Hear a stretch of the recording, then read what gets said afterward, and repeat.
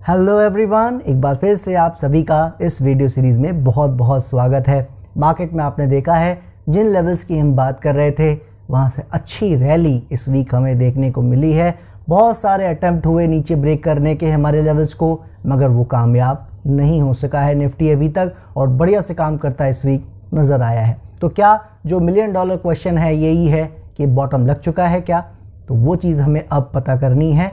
चलिए चार्ट्स पे समझ लेते हैं और फिर कंक्लूजन में डिटेल से इसकी बात करेंगे ही। शुरू करते हैं आज का वीकली मार्केट सिनेरियो नंबर 160।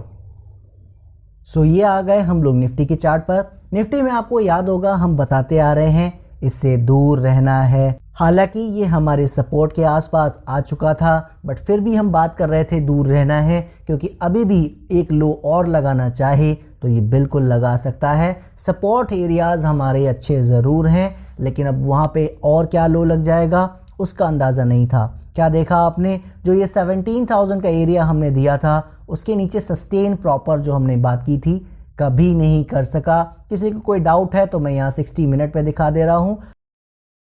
यहाँ आप देख सकते हो पहले अटेम्प्ट हुआ था पिछले हफ्तों में, एक कैंडल नीचे आया फिर ऊपर चला गया, फिर 2-3 कैंडल्स नीचे आया फिर ऊपर चला गया, फिर यहाँ 1-2 कैंडल्स नीचे आया 17,000 के फिर ऊपर चला गया, और फिर यहाँ 5-6 आवर्स रुकने की कोशिश किया मगर फिर ऊपर चला गया। यानी जो हमने 8-9 आवर्स की सस्टेनेबिलिटी की बात की थी वो इसमें प्रॉपर नहीं हो सका, और कैरेक्टर तो कहीं दिखा ही नहीं जिस कैरेक्टर की बात हम यहाँ हमेशा करते चले आ रहे हैं। सो ओवरऑल अभी तक अच्छे से हमारे लेवल्स को होल्ड करके बढ़िया चाल ऊपर की ओर देता एक बार फिर से नज़र आ रहा है। अब यहाँ से क्या होगा क्या नहीं, देखिए वो तो हम नहीं जानते, लेकिन थोड़े से चेंजेस हैं कि अब अगर ये 17,050, 17,080 इन एरियाज़ के नीचे चलने की कोशिश करता है तो फिर एक बार ये नए लो लगाने जा सकता है। जी हाँ, क्या मतलब है इसका कि अगर ये यहीं से अच्छा करता चला जाए छोटी मोटी करेक्शन करके तो ठीक है। अदरवाइज अगर ये वापस आता नज़र आता है किसी भी लेवल से और 17,060-70 एरिया को 2-3 आवर्स के लिए भी, याद रखिएगा 2-3 आवर्स की सस्टेनेबिलिटी और कैरेक्टर भी अगर हमें इसके नीचे नज़र आ जाता है तो ये हमें बताएगा कि ये जो हमारा नीचे का एरिया है, जो लोज हैं, ये आराम से ब्रेक कर सकते हैं उसके बाद, और ये फिर नए लोज ज़रूर दिखाता नज़र आ सकता है। सो कुल मिला के अभी तक हमें पता नहीं था कि कब लोज लगाएगा या कितने लगाएगा या नहीं लगाएगा, लेकिन अब क्लियरली हम ये कह सकते हैं कि जब तक 17,050, 17,080 इस एरिया के ऊपर डिसाइसिवली काम कर रहा है तब तक ये ऊपर ही काम करता रह सकता है। याद रखिएगा ये सिर्फ लेवल वाइज हम बहुत छोटे लेवल की बात कर रहे हैं, आने वाले हफ्ते 2 हफ्ते में क्या हो सकता है उसकी बात कर रहे हैं। ओवरऑल व्यू जो है हमारा वो सेम ही है कि लो कोई भी लगाए, याद रखिएगा 16,700, 16,600, हमें बस इतना पता है कि लो कुछ भी लग जाए लेकिन विद इन 8-9 आवर्स उसको ऊपर की ओर अप्रोच करना शुरू हो जाना चाहिए, ऊपर की ओर आने की शुरुआत उसको कर देनी चाहिए और 17,000 के ऊपर वापस आ जाना चाहिए। इस तरह का कैरेक्टर हमें दिखना चाहिए। तो ये अगर होता रहता है तो कितनी बार भी नीचे जाए उससे कोई फर्क नहीं पड़ता। मेन चीज़ बस यही है जब भी जाए इसी तरीके से वापस आता नजर आए जो हम अभी तक 17,000 के ऊपर होता देख रहे हैं। और अब आ गए हैं बैंक निफ्टी के चार्ट पर। बैंक निफ्टी के बारे में आपको याद होगा कि हम इससे और 100 फीट दूर रहने की बात करते आ रहे हैं, क्योंकि इसमें अगर ये लेवल ब्रेक करते हैं हमारे सपोर्ट एरिया के तो काफ़ी डीप कट लग सकता है। इसकी बात हम यहाँ करते आ रहे हैं। क्या देखा आपने अभी तक? अभी तक तो ये हमारे लेवल्स को होल्ड करके ही यहाँ से अच्छा काम करता चला जा रहा है। क्या अब यहाँ से ऊपर ही अच्छा कर जाएगा? फिर वही बात है दोस्तों, जैसे निफ्टी में हमें क्लैरिटी नहीं है वैसे ही हमें बैंक निफ्टी में भी क्लैरिटी नहीं है, और बैंक निफ्टी में हम थोड़ा ज़्यादा इसीलिए डर रहे हैं क्योंकि हमारे सारे टारगेट्स ऑलरेडी पूरे हो चुके हैं। हम बहुत पहले से इस चीज़ की बात करते आ रहे हैं, तो इसीलिए इसमें थोड़ा विशेष ध्यान रखना है कि ये यहाँ से कैसे बिहेव कर रहा है। अभी तक इसका बिहेवियर बहुत अच्छा रहा है, इसमें कोई डाउट नहीं है, लेकिन अगर निफ्टी में लेवल्स ब्रेक करेंगे जो हमने नए दिए हैं वैसे ही बैंक निफ्टी में अगर लेवल ब्रेक करेंगे तो फिर याद रखिएगा बैंक निफ्टी ज़्यादा गिर सकता है।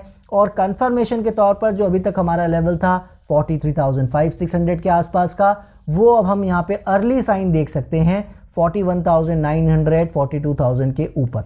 जी हाँ, ये जो एरिया है 41,900 स्पेशली, इसके ऊपर जब भी ये निकलता नज़र आता है, अच्छे से डिसाइसिवली इसको अगर क्रॉस कर लेता है तो हम ये मान सकते हैं कहीं ना कहीं जो लोज लग जाएंगे उनके कटने की संभावना दोबारा काफ़ी कम हो जाएगी। जी हाँ, काफ़ी कम हो जाएगी और फिर हमें ये नए हाइज दिखाता, अच्छा मूव दिखाता फिर बिल्कुल नज़र आ सकता है।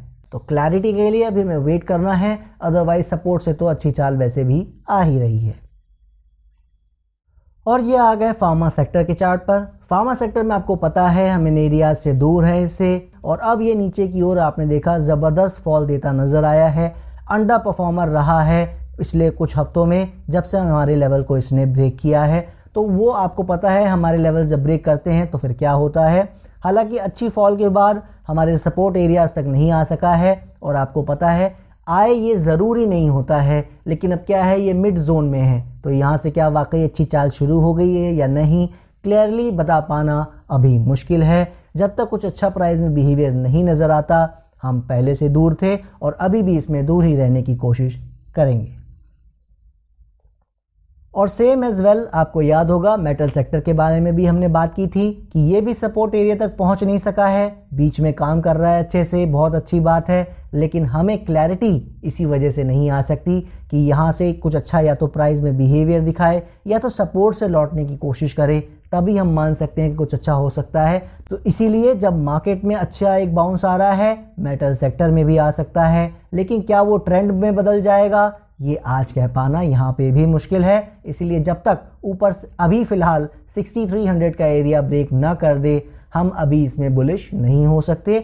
जो भी हो रहा है, अच्छा मूव अगर आ रहा है तो कोई 1-2 डेज के लिए देखना चाह रहा है अप मूव, वो एक अलग चीज़ होती है। देखिए हमारा व्यू हमेशा कुछ हफ्तों से महीनों का होता है, हम बड़े बड़े ट्रेंड को प्ले करने की यहाँ कोशिश करते हैं, उस पर बात करने की कोशिश करते हैं। 2-3 डेज़ की 2-3% की इस तरह की मूवमेंट की हम बात यहाँ नहीं कर रहे हैं। इसीलिए ओवरऑल व्यू अभी भी हमारा इसमें न्यूट्रल है, ऊपर बिल्कुल जा सकता है, मगर क्या वो ट्रेंड में बदलेगा या नहीं वो अभी वक्त ही बताएगा। इसलिए मेटल सेक्टर से हम अभी दूर ही रहेंगे।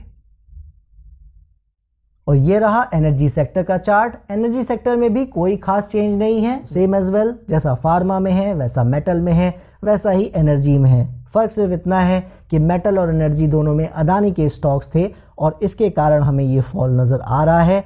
अभी भी आप याद रखिए कोई क्लैरिटी नहीं है, और जब तक प्राइस में क्लैरिटी नहीं होगी हम इसमें भी न्यूट्रल रहेंगे। बाउंस के नाम पर जैसा हम बात कर रहे हैं, पूरी मार्केट में बाउंस आ रही है, यहाँ पे भी बाउंस आ सकता है, लेकिन यहाँ पे भी वही क्वेश्चन है, क्या वो 19,300 का एरिया ब्रेक कर पाएगा, क्या उसको अब ट्रेंड में तब्दील कर पाएगा। ये सभी प्रश्नों के जवाब अभी मिलने बाकी हैं, और जब तक कुछ अच्छा बिहेवियर वाइज हमें नज़र नहीं आता है, एनर्जी सेक्टर से दूर ही रहने की अभी भी ज़रूरत है।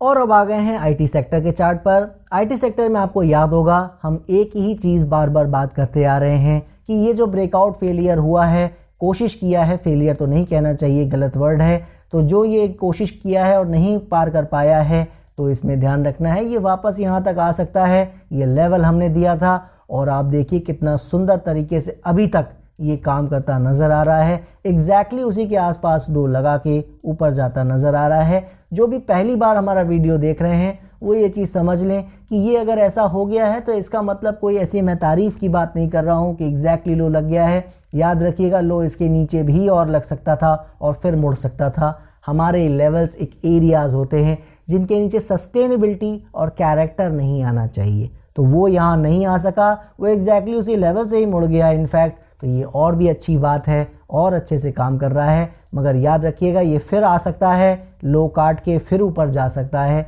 तो कुल मिला के इस एरिया को प्रॉपरली फॉलो करने की ज़रूरत है जो कि 27,700 27,800 का है। जब तक इसके ऊपर है पूरी उम्मीद है आईटी सेक्टर वापस अपने ट्रेंड को कंटिन्यू कर सकता है। सो अभी तक हमारी जो उम्मीद रही है आईटी सेक्टर उसी के हिसाब से काम कर रहा है। तो उम्मीद यही है कि इस बार जब ऊपर जाएगा, अटेम्प्ट करेगा इस रेजिस्टेंस को ब्रेक करने का, तो ये इस बार फाइनली ब्रेक करता नजर आ सकता है। ब्रेकआउट जब होगा, अच्छे से निकलेगा, उसकी बात हम दोबारा ज़रूर करेंगे कि कंफर्मेशन कब हमें यहाँ मिल रही है। और अब आ गए हैं ऑटो सेक्टर के चार्ट पर। ऑटो सेक्टर में आपको याद होगा हमने लास्ट वीक ही कह दिया था ये लेवल इसे ब्रेक नहीं करना चाहिए था और ये ब्रेक करता नजर आ रहा है। दूर रहना है इससे। अब पहले से भी हम दूर थे, लेकिन कुछ जो थोड़ी बहुत पोजीशन जो हमारे साथ नीचे से राइड करते आ रहे हैं उनके लिए हमने ये बात की थी कि इस लेवल को फॉलो करना है, इस लो को फॉलो करना है मुझे कहना चाहिए। और आपने देखा है उस लो के नीचे ये लास्ट वीक ही चला गया था और इसीलिए हमने बात की थी दूर रहना है इससे, या इसमें हर बाउंस पे शॉर्ट करने की कोशिश करनी है। बाउंस आया उसके बाद फिर नया लो लगाया और अब फिर जब पूरी मार्केट में बाउंस आ रहा है तो ये अच्छा बाउंस देता नजर आ रहा है। तो करना क्या है? करना कुछ भी नहीं है। अब जिस तरीके से इसने काम कर लिया है इसमें थोड़ा सा बाउंस बढ़ सकता है जैसे पूरी मार्केट में बढ़ रहा है। ये वो एरिया मुझे नजर आ रहा है, दिस वन 12,700 12,600, इस एरिया को आप ज़्यादा से ज़्यादा बाउंस का एरिया मान सकते हैं। यानी इसके नीचे जब तक काम कर रहा है पूरे जो भी मूव अपसाइड आ रहा है उसे बाउंस ही माना जाएगा। इसके ऊपर अच्छे से निकलेगा तब हम इसमें कुछ कंसिडरेशन करेंगे अर्ली साइन का कि हाँ शायद ऑटो सेक्टर ने अपनी जो करेक्शन है उसको एंड किया है। जो उसने ये ब्रेकआउट दिया था डाउन साइड वो सिर्फ एक फॉल्स सिग्नल था और अब ये यहाँ से अच्छा करने जा रहा है। एक चीज़ हम जानते हैं कि हम ओवरऑल मार्केट में बायर हैं मगर ऑटो में हम नहीं हैं जब तक किसी तरह की मार्केट में क्लैरिटी ना आ जाए। और ये आ गया आपके सामने एफएमसीजी सेक्टर का चार्ट। जैसा हमने आपसे कहा था कि ये ऑटो के मुकाबले ज़्यादा बेटर कर रहा है, जबकि दोनों ही रेंज में काफ़ी महीनों से हैं और हम इनसे काफ़ी महीनों से दूर रहने की ही बात करते आ रहे हैं। जो भी हमारे वीडियोस फॉलो करते आ रहे हैं उनको इस बात का पूरा अंदाज़ा है। लेकिन हम बात करते आ रहे हैं ये भी यहाँ पे कि एफएमसीजी अब ऑटो से बेटर काम कर रहा है। वो नीचे के सपोर्ट की ओर अटेम्प्ट भी नहीं कर रहा है, जबकि ऑटो पहले ही अटेम्प्ट करने की कोशिश कर रहा था और इनफैक्ट उसने लास्ट वीक ब्रेक भी कर दिया। तो एफएमसीजी में अभी अच्छा मूव मिलना चाहे मिल सकता है, लेकिन वो भी तब मिलेगा जब ब्रेकआउट होता हमें नजर आए। सो जब तक वो नहीं हो रहा है एफएमसीजी में अभी भी दूर ही रहने की जरूरत है। और ये आ गए हम लोग पीएसयू बैंक के चार्ट पर। पीएसयू बैंक में आपको याद होगा हम पहले से बात करते आ रहे हैं कि ये जो चाल आ रही थी, कई लोग खुश होकर मुझे मैसेज कर रहे थे कि पीएसयू बैंक में तो चाल शुरू हो गई है। कई यूट्यूब चैनल्स बता रहे हैं कि ये अच्छा आप कर सकता है। हमने आपको वहाँ बात की थी कि ज़्यादा खुश होने की ज़रूरत नहीं है इस चाल से, ये वापस नए लो लगाने आ सकता है। और आपने देखा है मार्केट में नए लोज नहीं लगे, लेकिन ये अकेला वो सेक्टर है जो नए लोज लगाता इस वीक और उसके लास्ट वीक भी नज़र आया था। इसीलिए हम ज़्यादा इसमें बुलिश नहीं थे और याद रखिए हम अभी भी नहीं हैं। इसीलिए जब तक कोई क्लैरिटी प्राइस में नज़र ना आए, नीचे ही कोई अच्छा बिहेवियर जब तक नज़र ना आए, तब तक फिलहाल इससे दूर ही रहने की ज़रूरत है। और अब आ गए हैं रियल्टी सेक्टर के चार्ट पर। रियल्टी सेक्टर में आपको याद होगा हमने एक बात की थी, ये जो लो लग गया है अब इसके नीचे इसको बिल्कुल नहीं जाना चाहिए। क्या देखा आपने इस वीक? आपने देखा ये इसके नीचे जाता नजर आया, 2-3 कैंडल्स बना के वापस बहुत अच्छा बाउंस देता फिलहाल नजर आ रहा है। तो इसका क्या मीनिंग समझा जाए? ऑनेस्टली आप मुझे पूछोगे तो नहीं पता है मुझे कि इसका क्या मीनिंग है। एक चीज़ ज़रूर है मैं आपको यहाँ कहना चाहूँगा, कोई क्लैरिटी अब जिस तरह से काम कर रहा है रियल्टी नहीं है हमें, क्योंकि अब यहाँ से जो पूरी मार्केट में बाउंस आ रहा है रियल्टी में भी आ सकता है, वो हम बात करते आ रहे हैं। लेकिन क्लैरिटी तो याद रखिएगा तभी आएगी जब ये इन एरियाज़ को जो कि 430 के आसपास है इसे डिसाइसिवली ब्रेक करता नज़र आएगा। जो चीज़ हम एक्सपेक्ट कर रहे थे इस मूव के बाद वो यहाँ मुझे कहना चाहिए हो नहीं पाया है। तो बहुत ज़्यादा नीचे सस्टेनेबिलिटी नहीं हुई है, 2-3 कैंडल्स ही गया है। मैं कह सकता हूँ कि शायद अच्छा कर जाए, लेकिन मैं वो नहीं कह रहा हूँ। अब मुझे इसका बिहेवियर पसंद नहीं आ रहा है। तो जब तक अब ये प्राइस में कुछ करके नहीं दिखाएगा तब तक हम अब रियल्टी सेक्टर से दूर ही रहेंगे। और जब ब्रेकआउट होगा या तो तब या नीचे कुछ अच्छा प्राइस में बिहेवियर दिखेगा तभी इसमें हम कुछ अच्छे होने की बात आगे कर सकते हैं। फिलहाल इससे अभी हम दूर हैं। सो ये थे हमारे सभी चार्ट्स। उम्मीद है आप समझ गए होंगे सेक्टर्स में किस तरह की यहाँ पे कहानियाँ चल रही हैं। फिर भी इस कंक्लूजन में सबसे पहले सेक्टर्स की ही बात कर लेते हैं। हम कई चीज़ें सुन रहे हैं मार्केट में, टीवी न्यूज़ चैनल्स पे, यूट्यूब चैनल्स पे कि कोई सेक्टर चल जाएगा यहाँ से, कोई सेक्टर नहीं चलेगा यहाँ से। बहुत सारी बातें हम यहाँ पे सुनते चले आ रहे हैं और इसके कारण से मैं आपको यहाँ बताना चाहूँगा इस कोट से स्टार्ट करना चाहूँगा सेक्टर की बात करनी कि यहाँ से अगर जो हम एक्सपेक्ट कर रहे हैं अप मूव की, अगर वो आती है तो यहाँ से करीब करीब सारे ही सेक्टर अच्छा परफॉर्म करेंगे। अब अच्छा का मतलब ये होता है कोई बहुत अच्छा करेगा, कोई कम अच्छा करेगा, लेकिन परफॉर्म मोर और लेस सब करेंगे। तो चिंता इस चीज़ की नहीं करनी है कि कौन सा सेक्टर चल रहा है कौन सा नहीं। चिंता इस चीज़ की अभी हमारे ऊपर बनी हुई है कि यहाँ से चाल आएगी या नहीं, जो हम देख रहे हैं वो सही होगा या नहीं। तो उसी की आज हम बात फिर से शुरू करेंगे। फिलहाल सेक्टर में जो हमने बात की है अभी ज़्यादा वो कुछ नहीं बता रहे हैं, वो ऐसी टेरिटरी में है जहाँ पे न्यूट्रल जोन मैं उसको कहना चाहूँगा, ना वो बाइंग कैटेगरी में है ना वो शॉर्ट सेलिंग कैटेगरी में है। एक ऑटो सेक्टर ऐसा है जो कहीं ना कहीं अभी ये दिखा रहा है कि हर बाउंस में उसमें शॉर्ट सेलिंग की ट्राई की जा सकती है, क्योंकि थोड़ा बहुत फॉल उसमें और आ सकता है। अब वो आएगा या नहीं वो प्रॉपरली डिपेंड करेगा मार्केट के पूरे सिनेरियो पर। तो कैसे कैसे चलेंगी चीज़ें वो हम देखेंगे।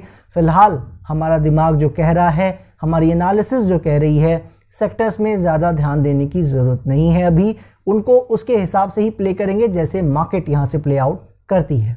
सो अब बात कर लेते हैं अपने दूसरे सेगमेंट ग्लोबल पर्सपेक्टिव के लिए कि वहाँ पे क्या होता नज़र आ रहा है। अभी तक आपने देखा है जो लेवल्स की हम बात ग्लोबल लेवल्स पे भी करते आ रहे हैं, ग्लोबल इंडाइसेस पे भी करते आ रहे हैं, वो भी बढ़िया से काम करते नज़र आए हैं। इसका सबसे बड़ा और रीसेंट एग्जांपल है डाउ जोन्स DJIA।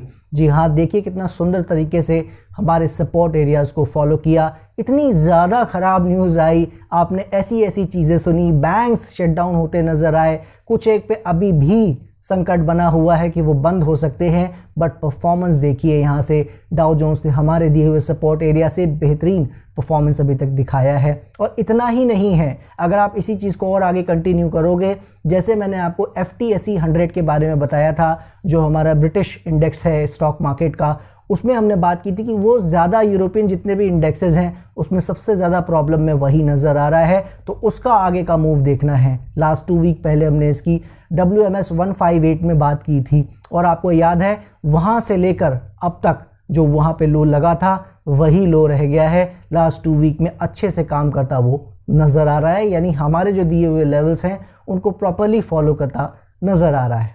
सो कुल मिला के जो ग्लोबल इंडाइसेस हैं जो अभी तक दिशाहीन रहे हैं और एक सपोर्ट के आसपास हम जैसा बात करते आ रहे हैं कि उनको डिसाइड करना है कि वो ये लेवल सारे ब्रेक करने के मूड में हैं या इन लेवल्स को होल्ड करने के। तो अभी तक जो मैं कह सकता हूं, जो आज तक की जो एक्टिविटी है वो यही है कि वो अच्छे से होल्ड कर रहे हैं, और ना सिर्फ होल्ड कर रहे हैं, अच्छी चाल भी देते नज़र आ रहे हैं ज़्यादातर इंडेक्स। तो बहुत अच्छा माहौल ग्लोबल पॉइंट ऑफ व्यू से हमारे लिए बना हुआ है। एक जो प्रॉब्लम का एक कारण मुझे नज़र आ रहा है, जो अभी तक प्रॉब्लम बना नहीं है लेकिन आने वाले समय में बन सकता है।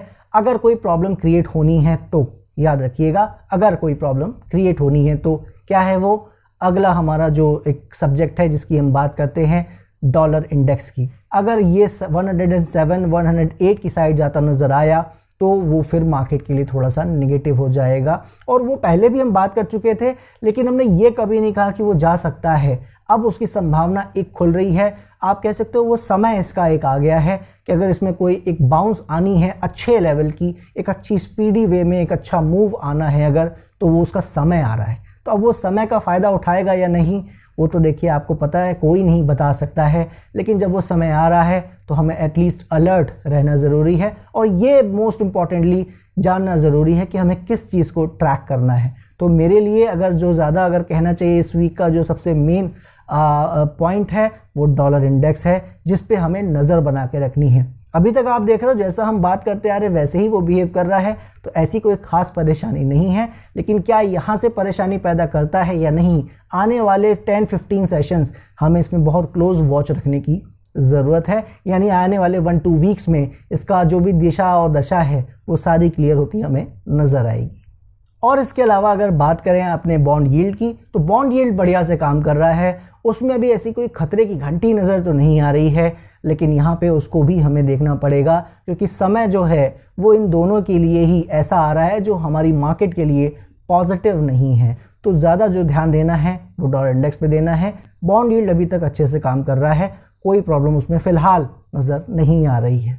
सो चलिए अब बात कर लेते हैं इंडियन मार्केट की, हमारे निफ्टी की। निफ्टी में आपने देखा है बहुत बढ़िया चाल आती नज़र आई।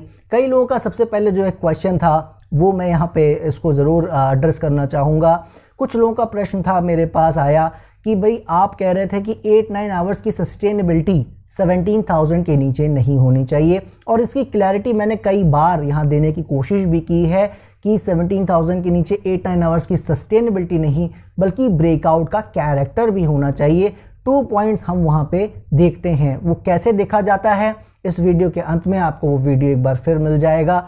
जो भी नए दोस्त हैं उस वीडियो को ज़रूर देख लें। अब यहाँ से जो क्वेश्चन उठता है, जो आज का जो सबसे बड़ा सवाल है कि क्या यहाँ पे बॉटम हमारा लग चुका है, जो ये मूव स्टार्ट हुआ है क्या ये एक अच्छे नए चाल की शुरुआत है और हम वापस 19,000 20,000 क्या उस साइड हम जा रहे हैं जो हमारा से हमेशा से एक टारगेट एरिया रहा है।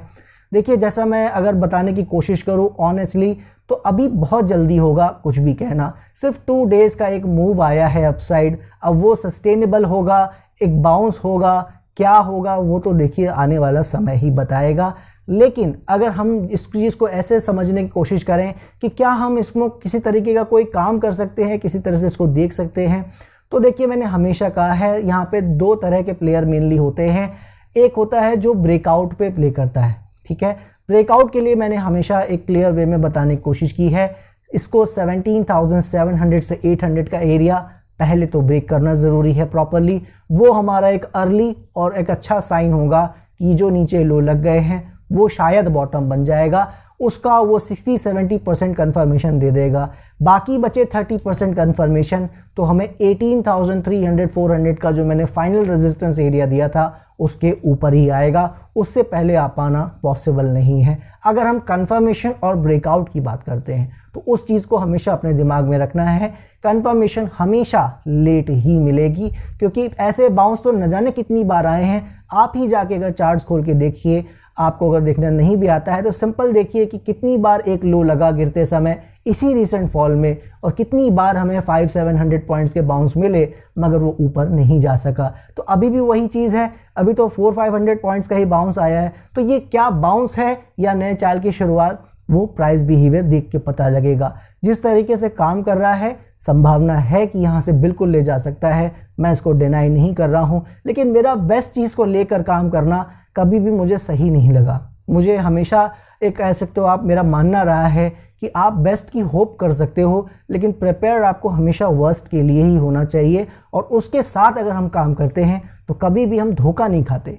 आपको अगर मैं एक सिनेरियो देने की कोशिश करूं कि मान लीजिए यहीं कहीं से ये वापस गिर के और वापस 16,700 600 एक नया लो लगाने चला गया, 500-600-700 पॉइंट नीचे चला गया और वहाँ से घूम के वापस बॉटम लग गया और ऊपर आ गया, तब क्या करोगे आप? क्या आप उस चीज़ को संभाल सकते हो पोजीशन को?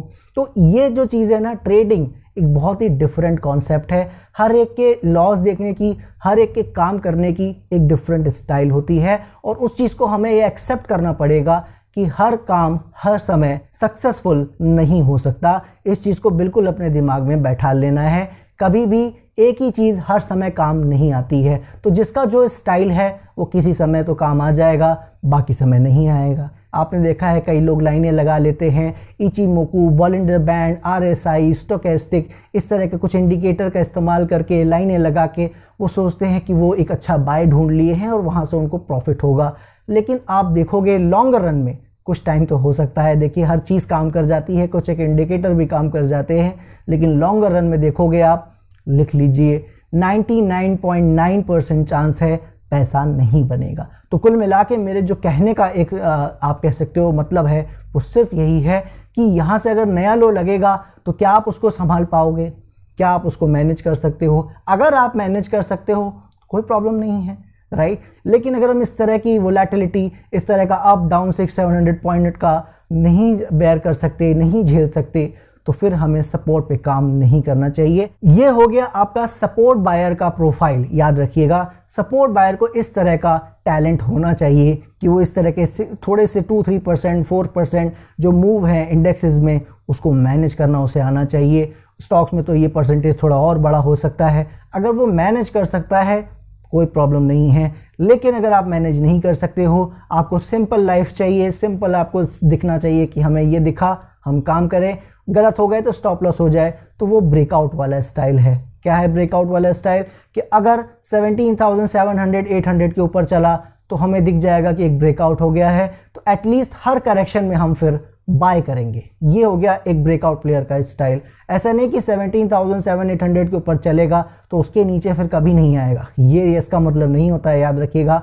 ब्रेकआउट के भी कई कैरेक्टर होते हैं, ब्रेकआउट के भी कई लेवल्स होते हैं, तो वो जो टाइप्स होते हैं वो यहाँ पे थोड़ा ब्रीफ में जा पाना मुश्किल है। वो सब हम कोर्सेज में सिखाते हैं किस तरह के ब्रेकआउट का क्या मीनिंग है। तो बहुत सारी साइकोलॉजिकल एस्पेक्ट्स होते हैं जिनको कवर कर पाना यहाँ मुश्किल है, मगर मैं सिर्फ आपको एक मीनिंग देना चाह रहा हूँ, एक एग्जांपल समझाना चाह रहा हूँ कि इसी काम में आपको प्रॉफिट हो सकता है। क्यों? क्योंकि आपका ट्रेडिंग स्टाइल इस बार के मूव को सूट कर गया, राइट।